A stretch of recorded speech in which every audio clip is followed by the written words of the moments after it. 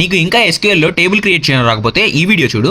ఎస్క్యూఎల్లో table create చేయడానికి create table అనే statement use చేసి టేబుల్ క్రియేట్ చేయొచ్చు. టేబుల్ క్రియేట్ చేయడానికి జనరల్ సింటాక్స్ వచ్చేసి క్రియేట్ టేబుల్, మన టేబుల్ నేమ్, బ్రాకెట్స్ ఓపెన్ చేసి మన column name, data type, constraint. ఇంకో కాలం యాడ్ చేయడానికి ఇక్కడ కామా యూస్ చేసి column name, data type, constraint. అలానే ఇంక్ చేయడానికి column name, data type, constraint. ఇలా ఎన్ని కాలమ్స్ అయినా యాడ్ చేసుకోవచ్చు. లాస్ట్లో బ్రాకెట్స్ క్లోజ్ చేసి సెమీకాలన్తో ఎండ్ చేయాలి. స్టూడెంట్స్ అనే టేబుల్ క్రియేట్ చేద్దాం. స్టూడెంట్స్ అనే టేబుల్ క్రియేట్ చేయడానికి క్రియేట్ టేబుల్, స్టూడెంట్స్ అనే నేమ్ ఇచ్చాను. బ్రాకెట్స్ ఓపెన్ చేసి స్టూడెంట్ ఐడి అనేది కాలమ్ నేమ్, ఇంట్ అనేది data type, auto increment, primary key అనేది కన్స్ట్రెంట్. అలానే next column name, data type అనేది varchar, నాట్ నల్ అనేది కన్స్ట్రెంట్.